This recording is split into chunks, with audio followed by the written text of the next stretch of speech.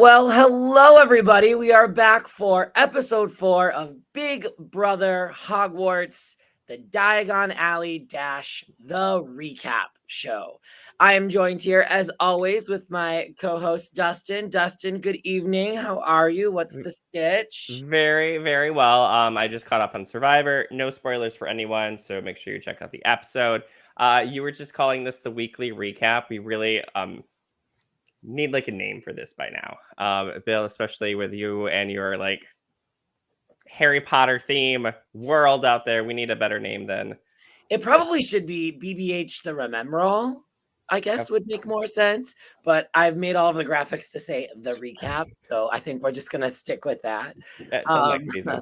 But it's always awesome to see you on a weekly basis. Thank you for providing the platform for us to take our deep dive into the Pensieve and review, relive, rethink everything BBH Season 2. This week, we are joined by a power throuple. Antonio from Ravenclaw, Nick from Ravenclaw, and someone who we've been talking about a lot and haven't had on the show yet, Ray from House Slytherin. Hello, you three. Welcome to the recap show. How are you? Fantastic. I'm doing good. Excited to be here. Great. And always, we start every recap episode off with our Lexi shots. So Lexi, if you're waiting, we have our shots ready. So for those of you that are partaking, watching at home, for those of you that are here with us tonight, I know it's a Wednesday, but cheers. It says ready for the Lexi shot. So all right, cheers. Woo. Good, because we have a lot to go over, folks. We do have a lot to go over. I'm not playing favorites. However, if I were to rank episodes of BBH Season 2, I think episode 4 really ranks incredibly high on my list. I think that the two competitions that we'll relive tonight were some of the funner, the more fun, the funniest ones. I think there was a lot of strategy. I mean, I say it every week. I don't really know what's going on. I'm kind of just reading my phone and wrangling people. But it looked like there was quite a lot of strategy going on, some potential backstabs and blindsides going on in this episode. And I think at the heart of it all in episode 4 is this fabulous entanglement of threes that we have here. So I might be thinking of fabulous threes. We have applications for season 3 right here. I will throw the link in the description here in just a moment. So make sure if you are watching this, take a moment, apply, and we might see you here on this recap. Remember all next season. Yeah. So Antonio, let's start with you. Before we kind of talk about the episode, I always like to ask all of the guests who are on how their experience was kind of coming into the game. I know that I just think based off of things that you said in the reunion and things that you talked about in the game and things that we've talked about since, this was somewhat of a test for you, a bigger deal. You had played one live game in the past, so you kind of came into this with really specific expectations for how you wanted to play, correct? Why don't you talk to me about your strategy coming in or your thoughts coming in or why you wanted to play BBH? Yeah, we'll just start there. Okay. So I wanted to play BBH solely because I love Harry Potter. Second, I'm on the spectrum of things, I'm a Big Brother super fan. So when everybody else is off watching Survivor, I did not watch the episode tonight, so it's not a spoiler for me, but I prefer to watch Big Brother. Anyway, what was the other part? So this being my second game, I just really wanted to do better than I did the first time. Nick hosted Synergy Season 1. He saw my tragic end in the second round. So I just wanted to do better. And I already knew, this type of game is going to be more social than what the challenge was in Synergy. So I already know how to utilize that because I've been playing orgs for 2 years. So it's easy to talk to people. I already know I'm likable. So just do what I already know and just make it work. That was really my game plan going in. And then it worked. It worked out quite well, I think, for you. The only person to get eliminated from BBH2 without a single vote.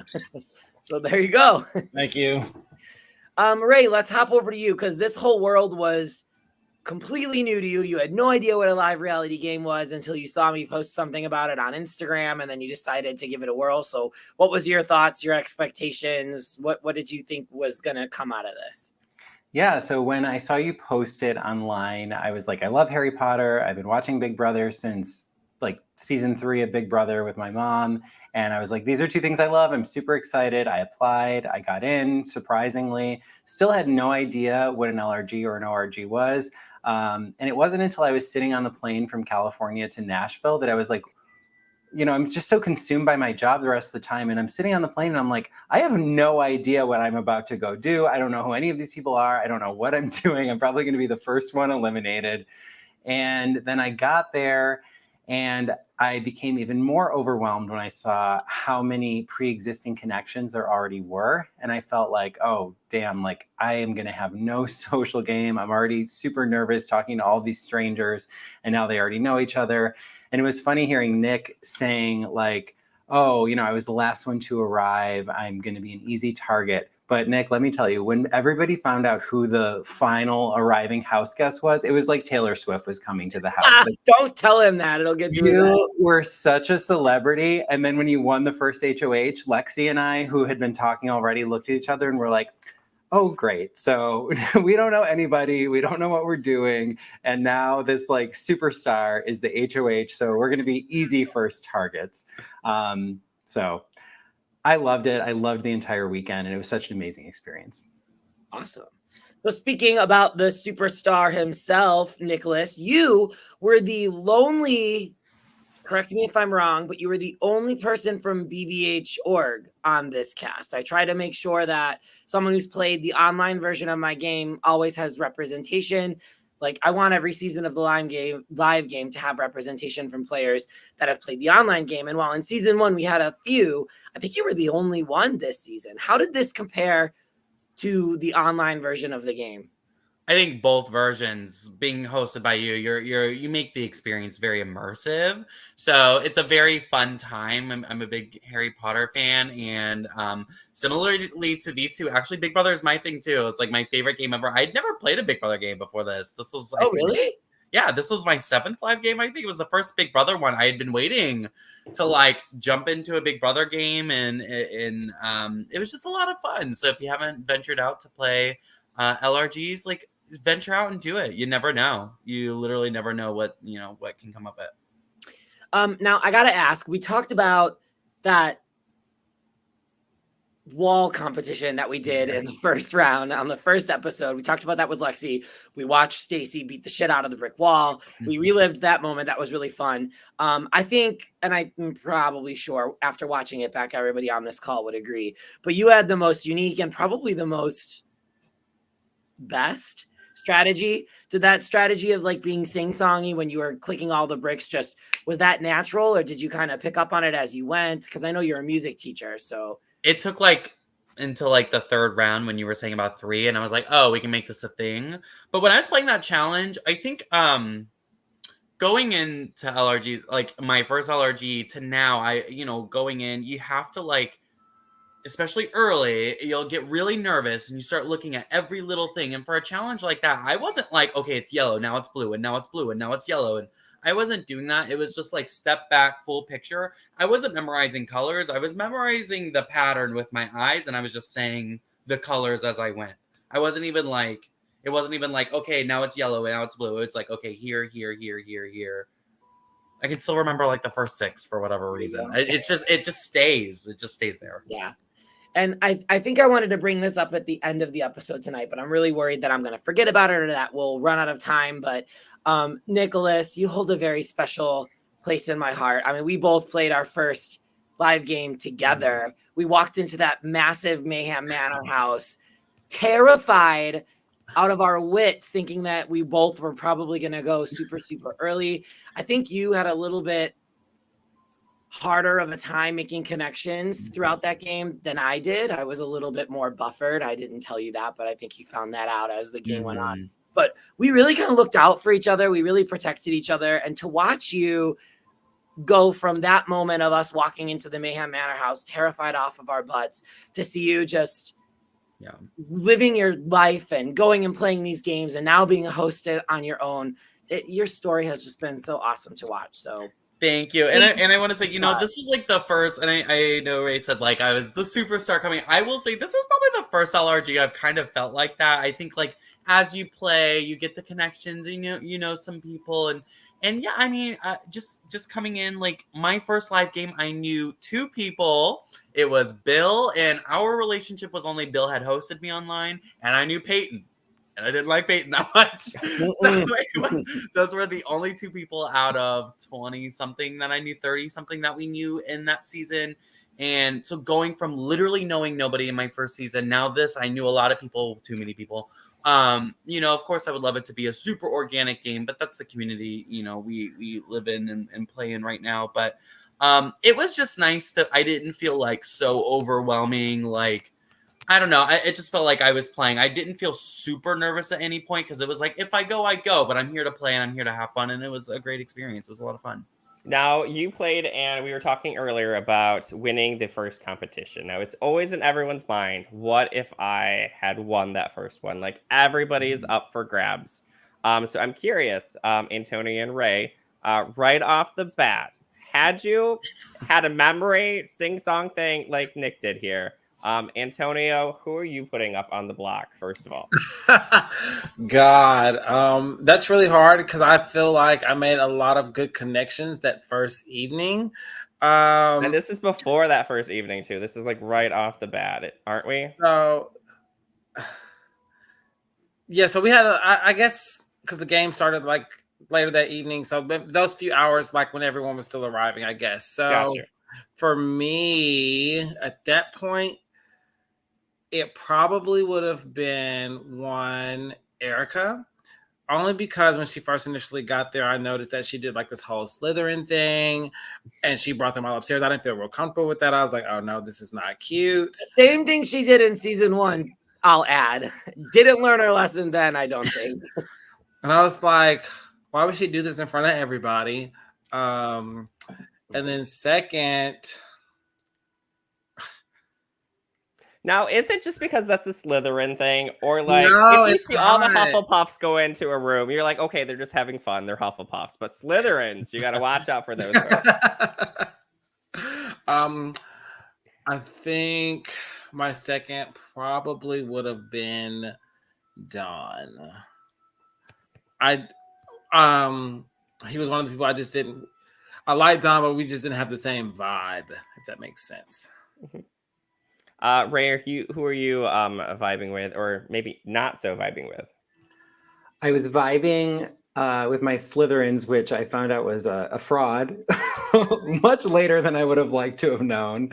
And if I had known that it was just a sham, I probably would have put Erica up. And I probably would have put Erica up when I nominated Don and Amber, had I not thought that this whole Slytherin thing was real. But regardless, I think, that first HOH, I would have nominated Kendra or Stacy, and not because they ended up being the final 2. Those were just the 2 people that I felt like I had talked to the least when that competition had taken place. Interesting. This is a really great question. Let's make sure that we ask everybody this at the start of the episode, because all of that would have changed the game, I think. Bill and I like to be very organic in this. We have nothing written down. We're just going with the flow. Bill probably has like an itinerary and bullet points and everything. I just hop in when I can. That's really, really interesting. So as always, what we're going to do is we're going to walk kind of not round by round, but like comp by competition. We'll talk during the competitions. We'll watch some of the competitions. We'll listen to the nomination speech. We'll listen to the exit interview, and I'm really excited to watch these. I think this is definitely around that I'm super excited to watch the confessional and the vote for, because there was a lot going on here. I believe a power was played, even though it didn't even really need to be played, but I believe y'all kind of combined a power there and used it. So we will get into the weeds of it all. But if we go kind of do a quick recap, last round, it was the first of 3 double expulsions where we saw Josh get on the block after Ray took himself down, winning the power of veto, and it ended up being Josh from Slytherin and Benji from Hufflepuff. Yeah, Nick had some really interesting insight on that during that confessional video. Nick, it was really your plan. Had anybody else won and took, I think you said like Lexi or Benji off, it was Ray that was going to be placed on the block. Wasn't that the whole plan you were talking about in your confessional? I don't remember. No, Who was it was H2H? always Josh. No, yeah. No, it was Josh because Josh was coming after me. I was like livid because I heard Josh was like spreading my name. I think. I could be wrong. Because Ray was already on the block. Had Ray stayed on the block, you would have gotten both off, and you were excited about that. I remember. Yeah, I really wanted to save Benji. He's maybe. Yeah. Oh yeah, that's right. Okay, so let's go to our HOH competition where I forgot what I said. I said it in the post, but we went to the repair shop, and this repair shop is notoriously known for fixing things that are all wizard and witch related. This is where Ron goes to get his Wando tape to fix the wand that he broke in half that never really kind of worked well afterwards, but they did their best to fix his wand. So I knew that since that was such a critical element of the story and we were already in Diagon Alley, I needed to include it. Cords are not for eating. They are for plugging in your dad's power source. Please do not chew on that. Thank you. So we will share the screen here. And the whole point of this was I like to embed elements of pop culture into my games. I'm not a big sports person. I'm somewhat of a political person, but people don't really like talking about those things. So the only other stuff that I got is pop culture. And I knew when I was thinking of this idea of repairing, originally I wanted to have some sort of slider puzzle where like it was shattered and they had to cast a spell to put it all back together. But as time kind of came crunching down, we realized that that wasn't going to happen. So this was a competition that I kind of came up with. I don't want to say close to the start of the game, but it was one where I was like, okay, what can we do? I can no longer get a slider puzzle. And I was like, well, the idea of like fixing a broken heart is really cute. The Amortensia is a huge love potion in the Harry Potter verse. So I thought this idea of taking famous pop culture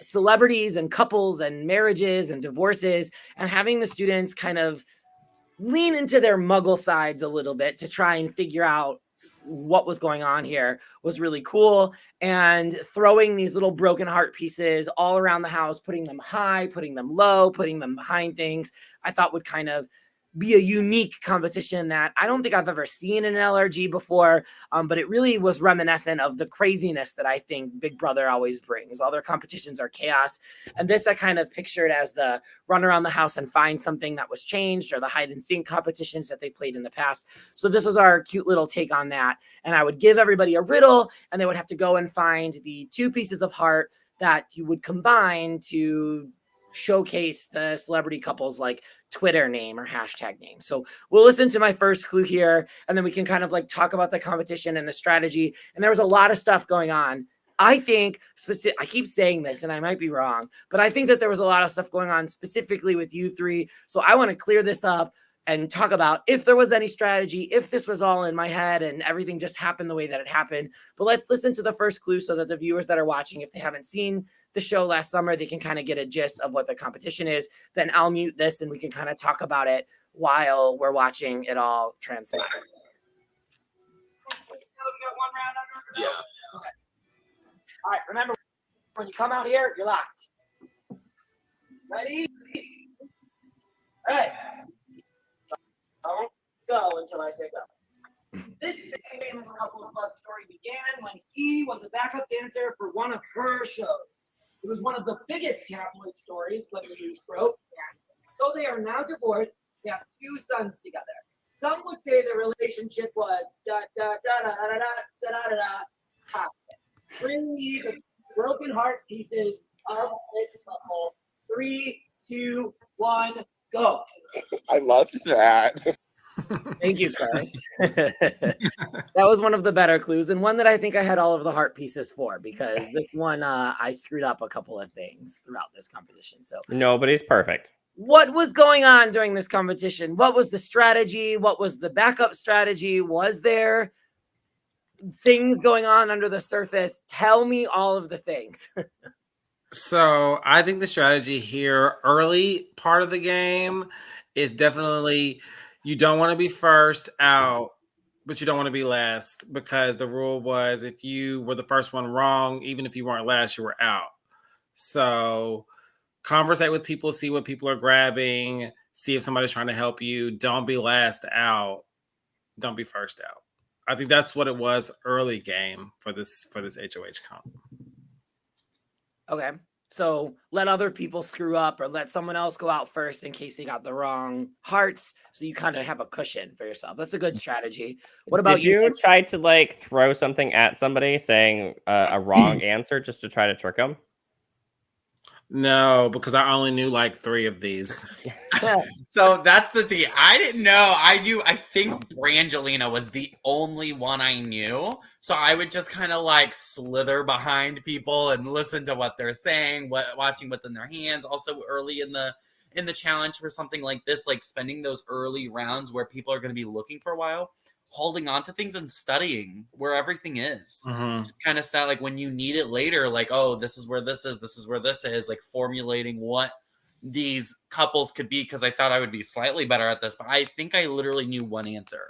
And it wasn't even the winning one. So I it was just kind of like slithering behind people and trying to steal their answers. And then if I had a different one from someone, I'd be standing there and they're like, until someone volunteers to go first. What about you, Ray? The 3 of you were the final 3 in this competition, right? Right. Yeah. Yeah. So I actually knew most of the answers, maybe minus one before I got the word that still haunts me, the chav roll. I think Antonio had told me one other answer, but otherwise I felt like I was telling him answers. He was the only one I really trusted in the competition. And so I was playing a very like selfish game until Pete was like, Ray, I don't know any of these answers. You got to help me out here. And I was like, I don't want to, but then I was like, Pete's been really nice to me this whole game. And so I was like, okay, Pete, this is the answer. And I told him that a couple times. But eventually he just got out because I think he was the last one out. So I was trying to help him a little bit because I felt like he would have my back. Everyone else I just felt was against me. And then when it came down to me, Nick and Antonio, I didn't know the answer, but I also thought that I could trust them to protect me. And that was my demise. So that was a very interesting moment. So we got to the final 3 and we're standing out there and Ray says to me and Nick, I'm not going to put you guys up if I win. So we all agree to it. That round ends. Ray gets eliminated. Nick and I go back outside and Nick immediately says to me, I'm not honoring that. So in the moment, because I wanted to keep Ray, I said okay because I still wanted to be good with Nick, who was a Ravenclaw and who I had also told was my number 1. Anyway, we'll get to that. We'll get to that later. And I want to say we see the 2 of you commingle here at the top in a little bit. I recall, I think you discussing about who is going to take the win. Like you're talking about it. I don't have any of the, like my camera is muted on that side, so I don't pick up the feedback. I did not want HOH. I fully I didn't want it. I didn't think it was a good time for me to have it. I didn't think it was something like there were things I wanted done in the game, sure. And I don't even think, and honestly, I probably made a very, very big mistake here. I wanted things done in the game. I don't even think I wanted Ray out the most at the time, but what felt like, what could I do to get something done versus, just sitting there not doing anything with my HOH. I didn't want it. I literally, and I hand to God, I picked up a heart and I walked out because I was like, I'm done with this. And it was the right fucking answer. It was. I swear to God, I did not try. I tried to give it to Antonio because I felt good with the Antonio and I didn't want to do anything crazy yet. And I tried to throw it. I did not want this HOH. And then you won your second HOH of this season. That's always how it happens, right? The ones we don't want, we No. win. And then the ones that we do want, we lose, right? Yeah. So I thought that competition was really, really fun. I'm not sure if Dustin and Chris and Angel and Peyton would agree because the Thursday night before the game, we're all trying to have a great time, having some drinks, talking about everything. And I was like, okay, everybody take a pair of scissors, everybody take a pile of hearts, and I want these things perfectly cut. And we need to make sure that we have everything right and put everything in piles and mix everything up. And I think this took us like a good 45 minutes to cut all of the hearts out. And it was like perfectly cut too. I'm an 80%er, I will admit to this. And Bill's like, these need a little bit more help. And I'm like, they're fine. You're just gonna put them on the wall. No one's gonna notice. I wanted them to like literally connect, right? I wanted it to look cute. I wanted it to feel real. In the perfect world, I would have bought like magnetic, like actual hearts that you could connect. But you know, we're not working on a CBS budget here. We're working on a CPS budget here. So I had to make ends meet there. But I really, really enjoyed this competition. This was something that I'd never done before. Was it fun? Was it annoying? Was it like too pop culture heavy? I liked it. It was fun. I enjoyed it. Yeah. I loved it. It was very like OTEV-esque. You could have done. You could do that challenge in the future. It doesn't even have to be celebrity couples. It could be things that go together and then just give them clues. We totally did that in Synergy. You heard it here. For first, folks, ask me if you want to use it. I'll say yes, but it would be nice to get the nod, right? That's what we like to do in the LRG community. All right, so Nicholas wins his second HOH of the season. He wins round 1, and then wins round 4.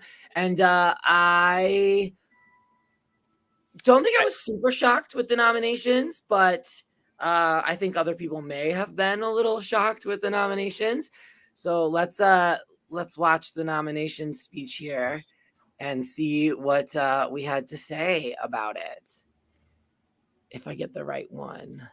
Is this starting to paint a bigger target on Nick? Is my question. Like 2 wins. He's the only, I guess, repeat winner. Antonio, does that build up a little bit more about Nick winning so much? So for me at that time in the game, I don't feel like Nick was never on my radar. Mm-hmm. I was genuinely being honest with Nick the entire time up until him, Dewan, and Michael were sitting on the block together.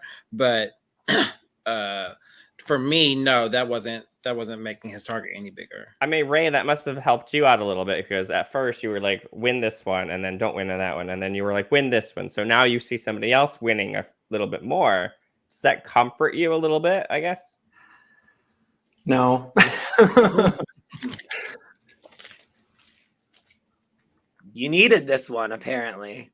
Yeah, I really didn't think I was going to go up on the block. I don't know. I don't know. Well, let's relive the trauma.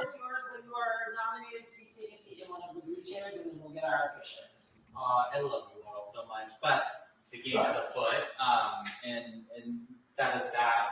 I have my own personal thoughts about the game, and as you see connections starting to naturally go, and then you hear from also other people, and there's pressure coming from that side too.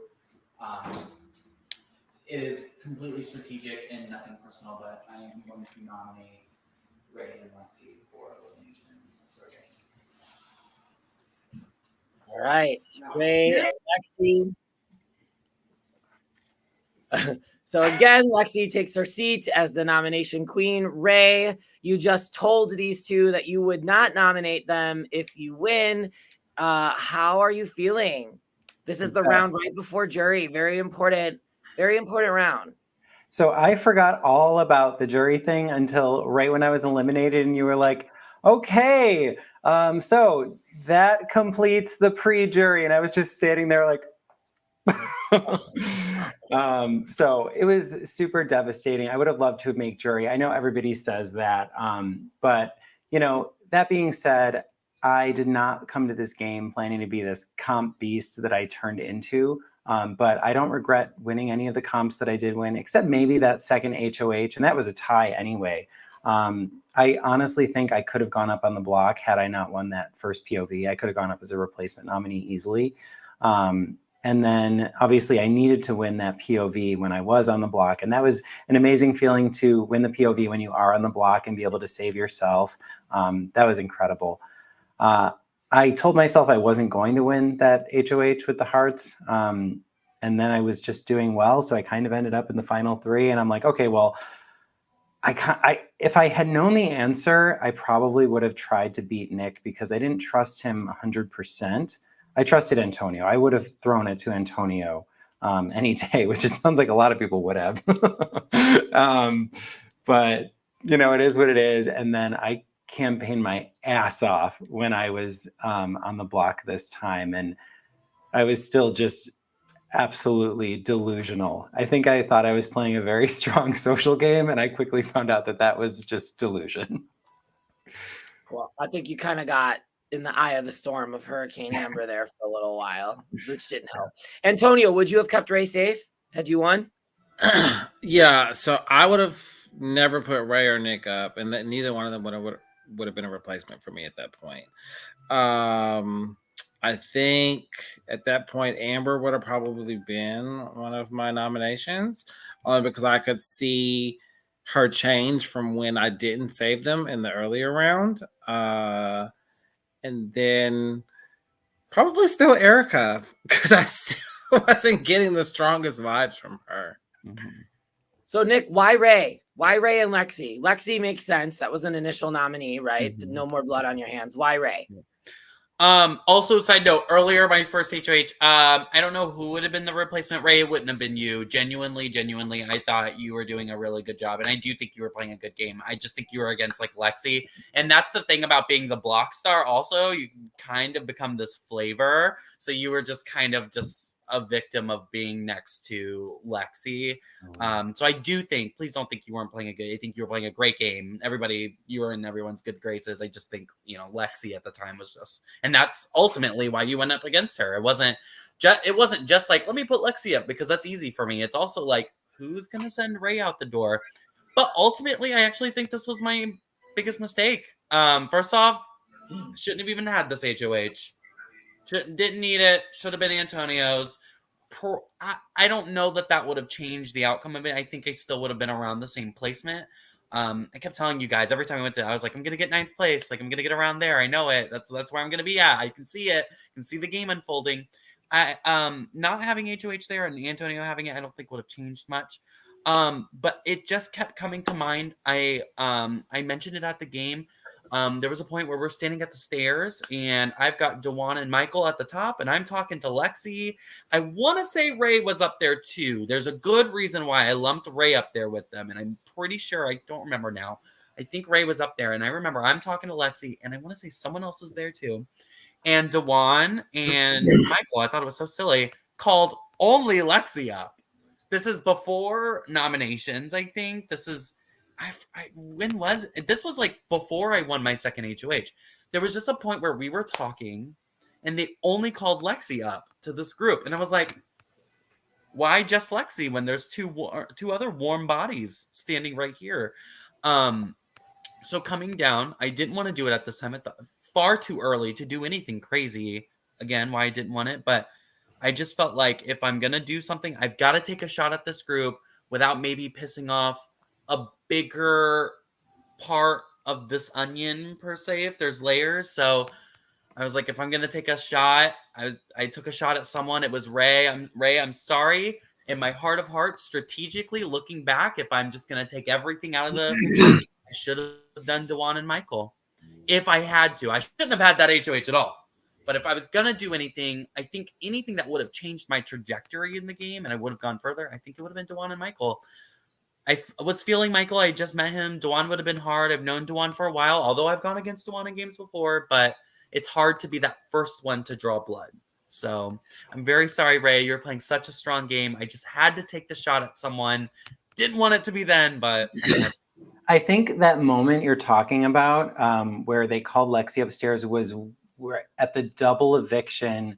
There was all this, hearsay. Josh was lying about his LRG experience, that kind of thing. So I was called in to this meeting with Michael, Dewan, Kendra randomly, and then we pulled Lexi in, and that was where the whole house was going to save Benji, and then everyone kind of flipped and decided that we were going to save Lexi. And it was like, okay, we have 1, 2, 3, 4, 5 or something. And everyone was so against Josh at that point. And then they were like, oh, we feel bad for Benji, but we want to save Lexi. I think that may have been that moment. But interesting about the Dewan and Michael possible nominees, that's super interesting because I feel like next to you and Stacy, who was on no one's radar except mine, apparently, I think Michael was like the name that everybody kept saying, like in the beginning when I first got there, like, oh my God, Michael, oh my God, Michael, oh my God, Michael. So I think that he was another one that like very much flew under the radar. Absolutely. Michael was an absolute beast this game. And he had, in the beginning, I helped him find that power. I put my eggs there. I was so excited. And then I saw the same thing you saw. Michael this and Michael that, and Michael's here and Michael's there and Michael's everywhere. And I'm like, oh my gosh, there is an issue here. And I knew it. And I just felt like he was getting closer to Dewan. And I was like, there was like a weird wall between me and Dewan. I don't know that I was thinking it in the game of nominating them. Again, did not want that HOH. But looking back strategically, looking at the chessboard, I think I could have changed my trajectory and gone further if I would have put up Dewan and Michael at the time. I would have targeted Michael over Dewan, I think, at the time. But yeah. Very interesting. Michael had a lot of power in this game, I think. He was very well connected. He knew how to talk to people to get what he wanted. So to see the two of them up together early would have been very interesting. You mentioned taking a shot at Ray, so just a quick little shout out to our viewers watching. Benji says, look at all the wonderful humans on screen. Benji also suggests a Lexi shot. Benji, you're late to the party. Where we start with that? You know, maybe convince Bill to take another one later, for sure. And then a little bit of clarification from Kendra watching here about the round earlier. You were just discussing. Kendra was never told like the vote had swithed to. Me neither. I thought it was Benji too. That was another. I'm not sure. It may have been Stacy.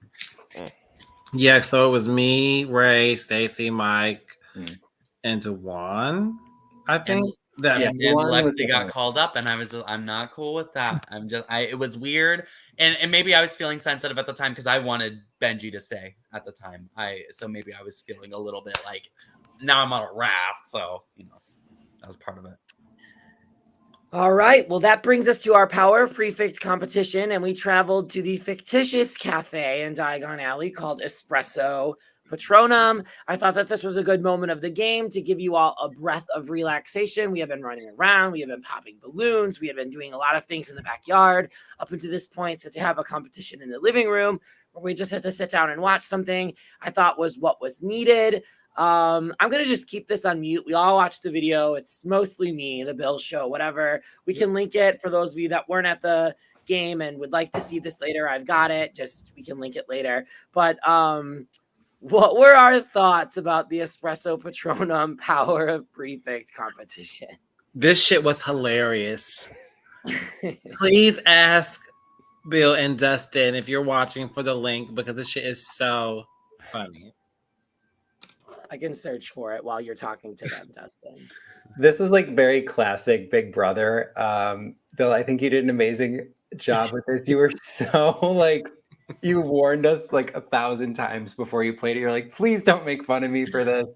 But it was so perfect. I think you did such a great job. And it was like a very legit, very challenging competition, but also very fair because I feel like it was like, okay, we know what to look for. We know how to count the coffee mugs and see what's on the board behind him and that kind of thing. So I think it was a great comp. And Erica killed it. She did. And Erica had a little bit of heads up because we had watched in season 1 a similar video, not the same one, but Bill was back playing different characters and kind of the same set of questions, I guess, like watch a video, make sure you're watching everything. So Erica did have a little heads up because she had played season 1, but still at the same time, never seen the video before too at the same time. And not quite as hilarious. This one was a lot funnier than the other one. Not to say the other one wasn't funny, Bill, but this one is like takes the crown. And I wanted it to be funny, right? Because at the end of the day, I wanted them to be distracted. Like, yes, they have to pay attention to what's on the whiteboard, what specials were there, what kind of drinks was I making. But at the height of it, it was, I think, what I was saying and what I looked like that was pulling your attention away from the whiteboard, away from the character. Well, not the characters, but like what they were actually doing. So I think that's the element of the it being a little bit challenging, is there was just a lot to pay attention to during the competition. Who, if you could remember, thinking back, who was your favorite? This is me being vain now. Who was your favorite of the 4 characters? The bro from Gryffindor, the bitch from Slytherin, the like ditzy one from Hufflepuff, or the smarty pants from Ravenclaw? What's the bitch from Slytherin? Yeah.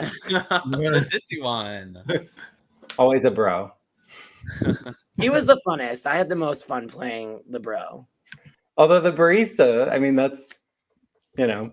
Mhm. Oh, well, thank you. I'm trying to find the link here. My computer is working really slow because I'm doing a bunch of different things here. So yeah, I think Erica got like 0 questions wrong, maybe 1 question wrong, and ended up taking that, which was a really great moment for Erica because she went all of season 1 not winning anything, constantly at the bottom. I think Erica was kind of the Lexi of season 1, not so back to back to back. Correct me if I'm wrong, Dustin, but was always kind of up there until she just wasn't anymore because she got eliminated. But she talked a lot last season. I got to get a win. I got to get a win. I got to get a win. And that was something that she was talking a lot about in her production call before the game started, was I really got to get a win here. I have been playing. This is my 2nd time playing the game now. And I want to just make sure I leave having won something. So it was really, really nice to see our returning player, someone who kind of fell over their feet a couple of times in season 1, get something from season 2. Did she need it? It sounds like she may have needed it, but I'm not too sure. Ray, you said that you campaigned a lot. Was Erica really adamant about not using the veto, or what was that like trying to talk to her? So I feel like we had a very short amount of time to campaign on this one. It was like 10 or 15 minutes, and I talked to every single person in the house, I think, except maybe Amber. Not that I had anything against Amber at that point. It was just I kind of needed to, do some time management. I talked to Erica first. I got down on my knees and begged her. I'm like, bitch, we had this freaking Slytherin alliance that I have stayed loyal to, despite the fact that every single person told me to vote you out every chance I got. And she was very, very sympathetic. She was actually super, super sweet. She's like, I'm so torn on what to do here. She's like, I really, really, really want to use it on you. And there was one part of me that thought maybe she would do it, but I also wasn't surprised when she didn't do it. And so after that was when I went to every single person in the house, divulged some secrets, some, alliances, some things like that. And I went up to Dewan and Michael, who at this point I felt like were really running the game, at least in my mind. And they were like, okay, actually I went to Tori first in the garage because I felt pretty close to Tori. Tori after Antonio was probably the person I felt closest to in the game. But regardless, he's like, I feel like you haven't been completely honest with me. You had this power and blah, blah, blah. He's like, if you can get the votes, then I'll vote for you to stay. So then I went to Michael and Dewan, and they were like, nobody's voting for you to stay.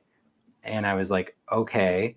So then I went around to people who I never talked to game with, Kendra and Stacy, and just all of these random people. And I was like, please, I will sell my soul to Satan if you keep me in this game. And I thought that I did the best that I could do campaigning wise. I think the mistake that I made, I guess, was this secret power, which I'm sure you're going to ask about. But I think I still would have went home whether I used the power or not.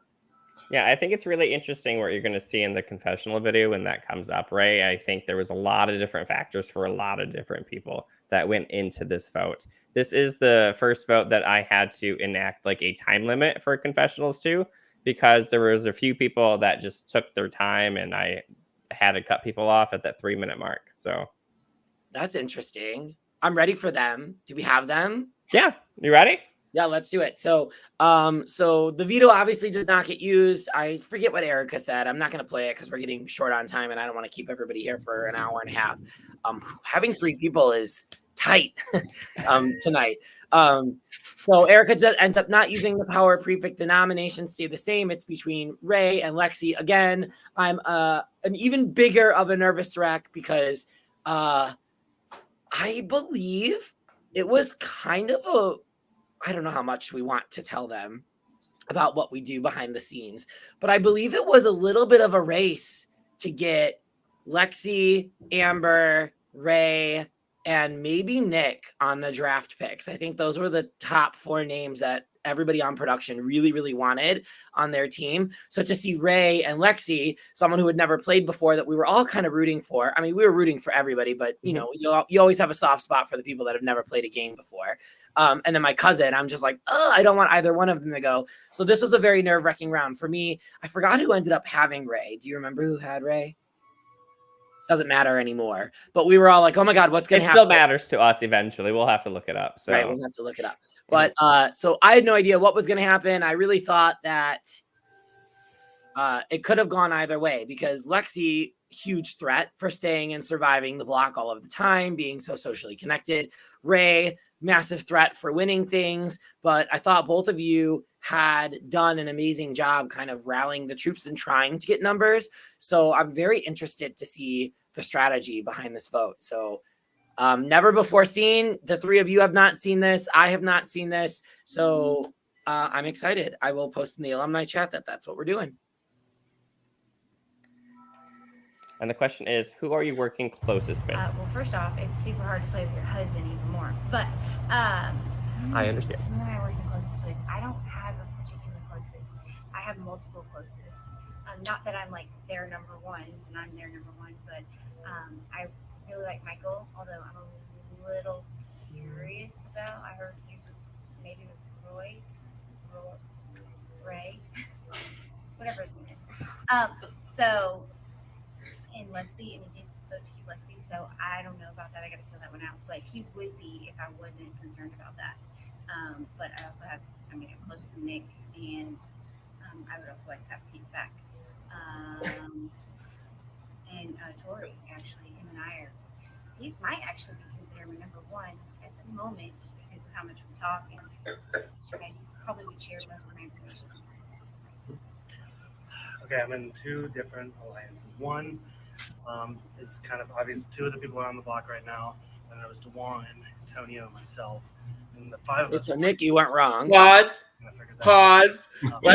Pause. Pause. We'll have to come back to this. And then, yeah, I mean, I'm kind of with everybody a little bit. Everybody besides Erica. So. Of course you would fucking know that. So far, I've been kind of trying to work a girls' alliance. It's only 5 of us, and it was like a whole bunch of males, so that kind of would have worked in my favor. And then also, I've been kind of working with Slytherins, but I think that's going to be over after I do this vote. And then, Nick has been kind of giving me advice, and other people who've given me advice here and there, but like my one true alliance has been the girls so far. Again, hopefully, unlike season 1, hopefully it works in my favor. So to me, I feel like I'm potentially working closest with maybe Michael, Tori, and Nick, and then Owen. So that's probably my most inner circle. And then like the next ring out would be like Amber, Stacey, Kendra, and Jovan. Well, I was working closest with like my Ravenclaw people until Antonio just told me he's super close to Ray, so that's got me nervous. But I've alerted some people about that it may be a problem.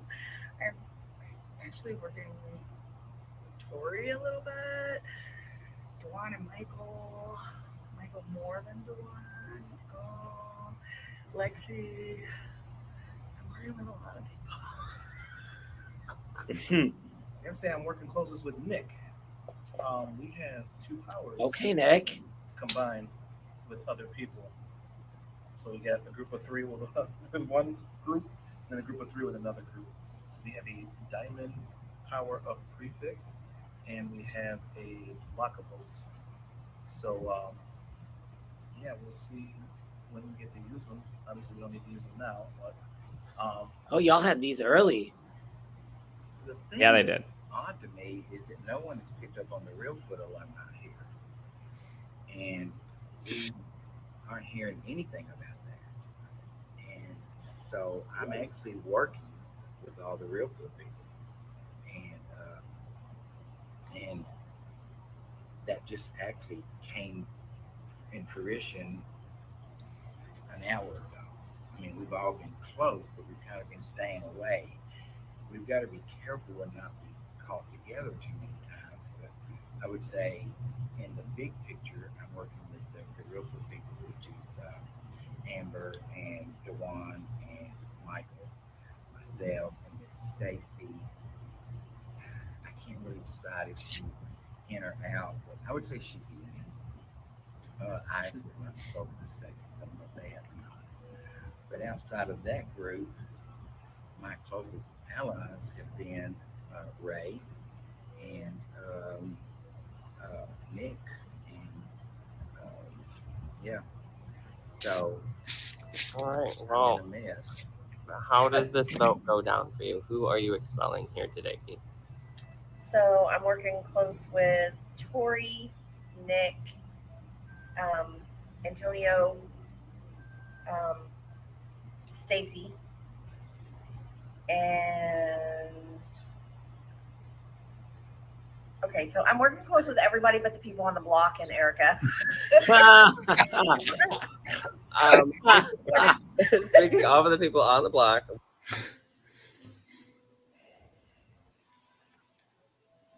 Biggest mistake. I Sorry, would say Ray. right now. I mean, I really did want to keep Ray, surprisingly, because I think it just makes sense. Because the longer he stays, the more Nick and Amber goes for him. But as of right now, the numbers are not there, and no one's willing to make the move, and I can't make it by myself. So I'm going to be voting to pick Ray. I know Ray has a power. He told me that he's going to be revealing the votes. I did say he had my vote to keep him, and he said he would give me a frog that he found. But I don't think I want the frog that bad, so I will be voting to expel Ray. Well, the problem is, I hear that this is going to be a public vote, and so if I vote on the wrong side and everybody knows it, then I'm screwed. Uh, the power has not been announced. I don't understand how it's going to be used. I want to talk about this after this vote is over because this is very. Easy to get screwed with the vote. My heart says to vote to save Ray because I'm working with Ray, but everybody says they're voting Ray out. But Ray thinks he has 7 people to vote him safe, and I just talked to some of them, and they are not. Oof. And if you go in there and say publicly that I didn't vote to save Ray, it's going to kill Ray. But if you go in there publicly and say I voted to not save Ray, then I'm going to be screwed with everybody that's in there. I wished I wasn't the first vote. I'm gonna give everybody this time limit because it's a tricky vote. Here. 3 minutes, Pete. We're gonna need a name. I am voting to expel. Is that what I'm voting for? I'm voting to expel. This game is hard, but it is a game at the end of the day. I love all these people. I'm voting to expel Ray. Well, I know it's going to shock everyone, but Ray. That was a quick answer. I'm going to expel the comp beast, which is oh my god, I forgot his name. Ray. I give 2 options, I'm but okay. sorry. I think you said a good. Yep. Yeah. Okay. So, all right. Thank you. For my game, I feel like it's another thing where it could be another Frank situation, and if I don't get him out now, I don't think I'll be able to get him out in the future. I'm going to expel, and I hate to say it. I'm going to expel Ray. I am voting to eliminate Ray. This is strictly game. Unfortunately, I'm to pick Ray. Unfortunately, I'm voting to expel Ray today. Just way too good at challenges, and so this is the shot. I love you, Phil. All right. So the first unanimous vote of the season, I think, which was Ray. Let's talk about this. This power seems like it played a pretty big factor into how people were voting. Did we use the power correctly? Did we not use the power correctly? We said we wanted to talk about it. Talk. I have no idea. I greatly underestimated these cards that I had acquired. I kind of just forgot about them. I had no idea that they were as big of a deal. I mean, any chance I got, I was searching the house for, these secrets, and I found, I think, 2 frogs, and then I found, I won like 3 cards or something like that for the comps that I won. But it never really registered with me. And this is where I think, I was really good at the comps, but I felt like I was also really good at talking to everybody, but I was not good at talking game to anybody except the people that I felt comfortable talking game with, which was basically Antonio and Josh, and then a little bit with Tori, but I don't know. Anyway, so I had these cards, but nobody ever asked me what cards I had. But apparently everyone else was talking about the cards that they had. The only person that ever asked me what cards I had was Lexi, and I didn't even know who was on the card. I think it was on Hell, or I don't even know. But I might be totally wrong with that, but I think it was.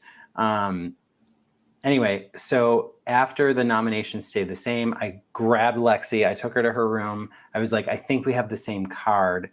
And she, I believe, had 2 pieces and I had 1 piece. And somehow I used my stupid power of persuasion to convince her to give me her piece.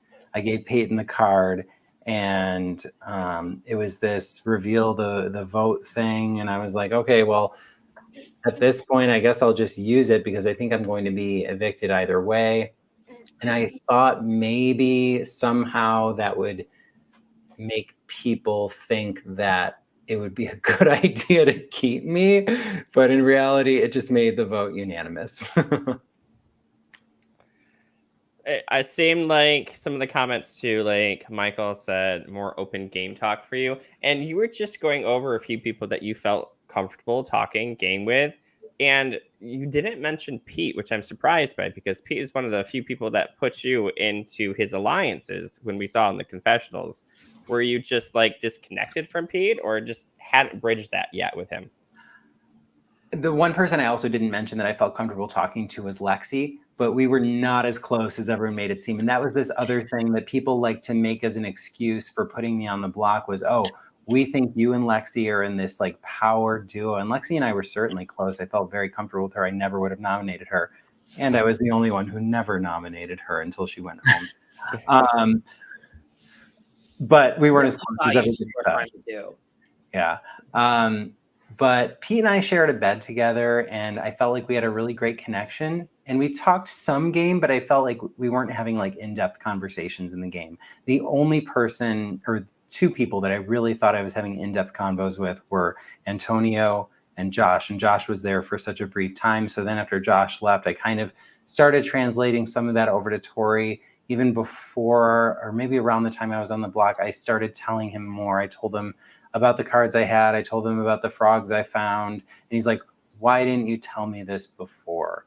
And I'm like, so I 100% agree with Michael. I was not talking game with very many people. And I think that that was my big downfall. When I was HOH and Stacy told me, I like playing with new people, I didn't believe her. I feel like that was an opportunity that I could have used to align with this whole other half of the house that I wasn't aligned with. I felt like I just wasn't playing a strong social game. So I want to comment on this because I tried to save you this round, right? I was 1 point behind Erica in the POV, and I wasn't able to get you off the block. So during that like 15, 20 minutes that we had, people were willing to save you in the beginning. You had the votes to send Lexi out of the door. The problem came about is when we heard that this power was going to be played, and people then began to get cold feet because they did not want their vote revealed. Because, you know, they have their other connections elsewhere.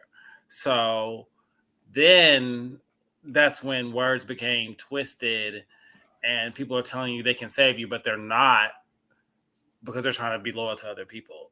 I think that was the nail in the coffin for you, because I had every intention on voting Lexi out this round. Hands down, I was going to keep you. I know Michael was. I know Dewan was. Stacey was open to it. And I wanted to talk to Tori, but by the time I came downstairs, he was sitting next to Kendra, and he said, there's a power getting played. Everybody's voting Ray out. What are you doing? Yeah, it looks like Michael's kind of reiterating that too. He's saying that Tori and Kendra really put their foot down, and they were like, no, we can't do it right now. And he knew it would be smart to keep you in, but... And he's right. We all talked about it, yep. So if we didn't promote the fact that we have this power that's going to make a vote public, do we think Ray stays? I think Ray stays because I think Tori would have been open to keeping him. Maybe not Kendra, but I think Tori flips. Did you just like panic play the power, or? Yeah, I mean, at that point, I was grasping at straws. I knew I had won 3 comps. I was this huge target already. I was just trying. I had no idea what the power was. And so once I had the power, my understanding was I couldn't give it back to Lexi. It was my power. And so I was like, okay, well, I'm probably going to go home either way. So I may as well just play the target or play the power. I'm not sure that Tori does flip whether you use it or not. I was pretty close. So Tori would have been in my top like 2, I think. Like they would have, like I was really close to him. I don't think he would have saved you. I think it was partially because of like I was pushing for you to go at the time. So if it makes you feel any better, you know, I don't think you did anything terrible by playing the power. I could be wrong. Absolutely can't not speak for Tori, but I don't.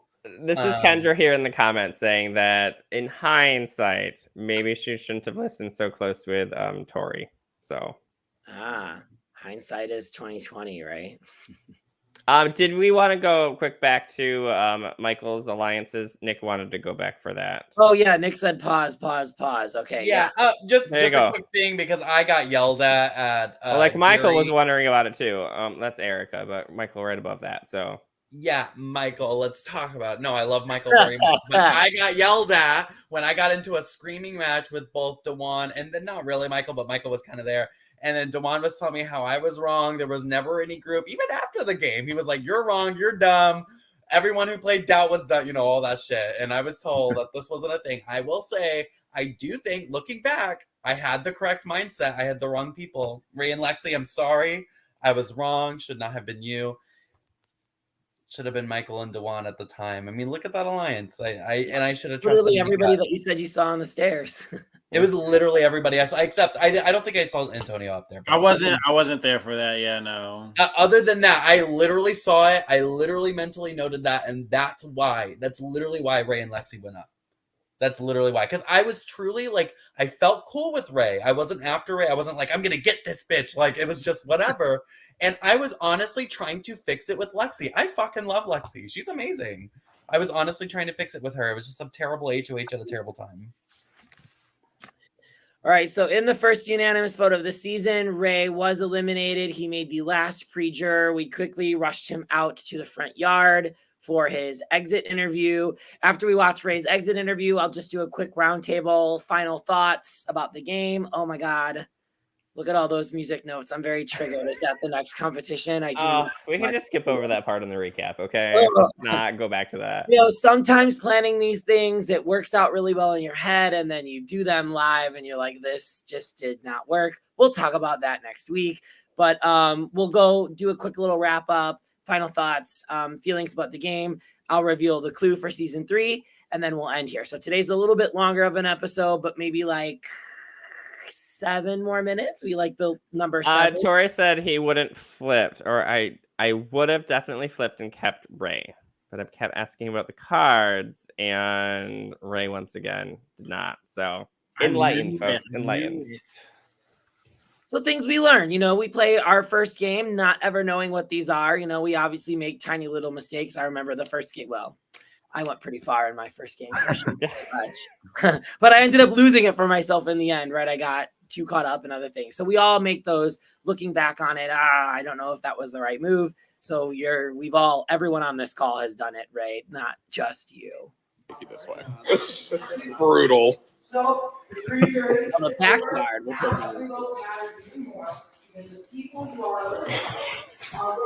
Yo. Oh boy. Oh, Ray. You don't have to sit there. You don't have to sit there. You want to sit there instead? That sun was rough. That was like an aggressively harsh light. Ray, what an absolute whirlwind of a game you had. You went from the top to the bottom to the top. Now you're out. Walk me through this last round for you. Yeah, I mean, so like I said, this is the first time I've ever done anything like this. I've been watching Big Brother since I was a kid, so I'm familiar with competitions. But this time, I don't know. I didn't win the POV this time, so I kind of did myself in there. I tried as hard as I could, but still only came in third place. So when it came down to the votes, I was told that I was safe. I didn't ever, as much as I wanted to believe it, I could also read the room as people were casting their votes, and I knew that I was going to be evicted. I didn't think it was going to be unanimous, but I guess, people really see me as a big threat, which is a compliment. And being here with so many experienced players, so it is a really big compliment that in the first unanimous vote, it wasn't one of those who cares unanimous votes. I think that everybody just really saw me as a huge threat. So yeah, but before you left, you did stir up a little bit of commotion. You played a power. You played the On Hell power. Remind us again what the power was for people that are just tuning in. So the power just revealed the votes, but in this case, since it was unanimous, it doesn't really matter. And my intention of doing that, Lexi and I, who everybody thought her and I were in an alliance this whole time, it wasn't true. But she had 2 of the pieces, I had 1 of the pieces. I guess I used my social game magic to convince her to give me the piece. And she did, which was great. I also had another power that I didn't get to use. It was just to steal a card, but I never got a chance to do that. But so it revealed the votes. And so I tried to stir things up. There allegedly is another power in play currently because another one of my cards was taken from me. So we'll see what happens. That's very interesting.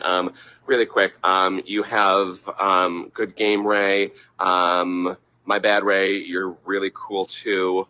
And then James Lanoy, who was last year's runner-up, said, Ray, the Slytherins are so proud of you. Hope you had a beautiful time. So you had a lot of people rooting for you. But quickly before we go, how was your first live experience? You said you were brand new to this community, and we absolutely love this. So we kind of talked about that already, right? We can skip that, or do we want to watch it? No, you can move on. Okay, let's move on. Ray's ready for the last Lexi shot already, just to get over this, reliving these last moments. So in the last kind of 7 minutes, as we wrap up here, I thought round 4 was wonderful. I think that this was I don't think the game was smooth sailing up until this point, but I do think that there wasn't too much drama. I think this was the first round where people were flipping and things were changing and words were being said that may or may not have been true. And I think it's the first time that powers really played a big factor. So what are our last thoughts either about this episode or about the game as a whole? We'll just do a round table. Nick, we'll start with you. Thoughts about the game, thoughts about the round, thoughts about your experience, last kind of final words here. Specifically, I've already said it. Specifically, Ray, I love you. I hope to see you in more live games. You were playing so well. I made the wrong decision and it cost you your game, so I apologize. That's specifically about this game. But overall, the experience of it was so fun, such an immersive game. Come out here. Like I said, I've played 7 or 8 live games at this point, varying levels of social games. And I mean, this is the most immersive. It's the most thematic. It's a very fun game. So come and play. Bill is as neurotic as they come, and it's such a good way, in the best way possible, because it just really facilitates such a good game. So come and play. Lots of fun. Thank you to the cast. It was a lot of fun. Definitely a different game for me, but it was a lot of fun. Come do it. Thank you, Nick. It was wonderful to have you, and always, mwah, chef's kiss. Antonio. So yeah, thoughts on the round. Ray, I wish you would have saved the power for another round, because we could have potentially saved you, and I would have got to keep my showmates in the game longer, and potentially you'd have got me probably to flip on a couple of people in the game, and let's be completely honest. And then you were going to be a shield for me too, girl, because it was always going to come after you first. Thoughts on the game as a whole. I loved it. It was my first solo experience in a live game, so very immersive, a lot of fun. I got to meet a lot of great different people. Hopefully I'll get asked back soon.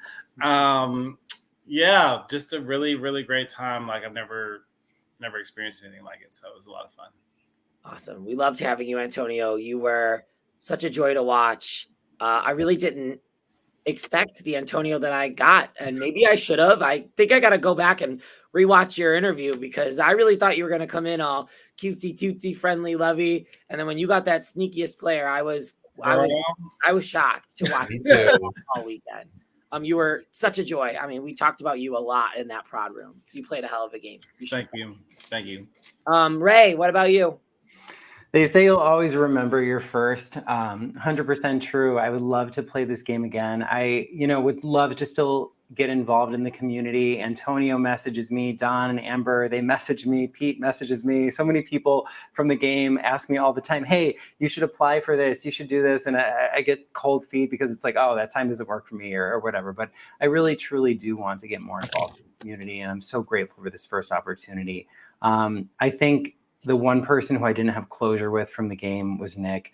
And I feel like this night tonight has really helped me kind of see, his strategy and his game. And I felt like if there was one person I would have been super salty towards if I was a juror, it would have been him. I would have voted for Amber to win. I would have voted for Antonio to win, Tori, whoever. But I probably wouldn't have voted for Nick to win had I been on the jury, because I felt like he was the person that just really royally screwed me over. And I don't feel like that anymore. So I feel like these recaps are super great, for these one-on-one moments where we kind of get to rehash our game. So I'm super grateful that you're doing this, Bill and Dustin.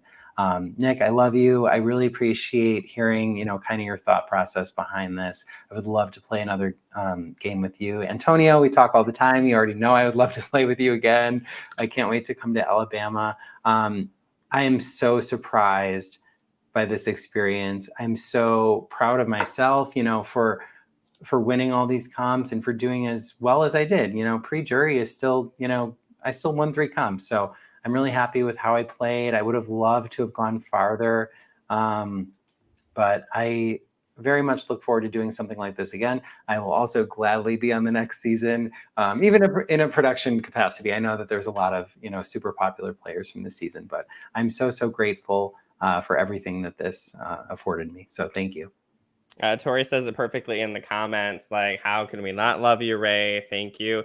Thank you, Antonio and Nick, for being here as well. Thank you, everyone, for watching. While we talk about growing this community, there are applications here.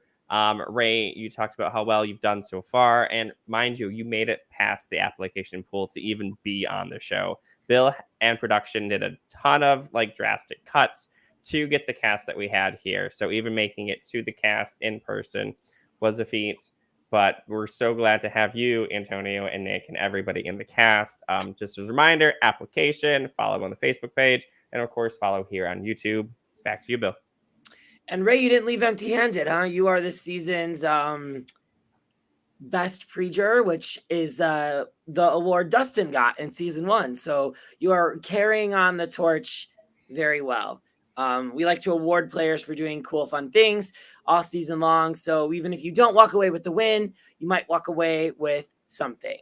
So to wrap things up, we have been ending every episode with a clue regarding season 3. Dustin's absolutely right. The applications to season 3 are still open. They close on Halloween. So that would be the scariest trick or treat ever to not get your name in the pool. So I've said it before. I'll say it again. Write your name down, throw it in the goblet of fire. And who knows, that goblet might just spit your name out as one of the competitors playing in season 3.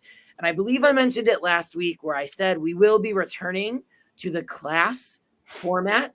We will be back at Hogwarts for season 3, and the HOH competitions and the Power of Prefect competitions will be really related to the types of courses that you'll take at Hogwarts. However, Charms just might be one of the most important classes you'll need to take in BBH 3, because casting magic will play a very critical role next year. So for those of you that are applying, thinking about applying, or already put your name in the pool, practice those spells, because you will absolutely need to swish and flick your way to the win in season 3. That's all I got for you tonight. Nick, Antonio, Ray, thank you so much for joining us. Dustin, I'll see you same time next week with new special guests right after Survivor, 9:30 Eastern, 8:30 Central. I'm your Headmaster Bill. I'll see you next week. Bye.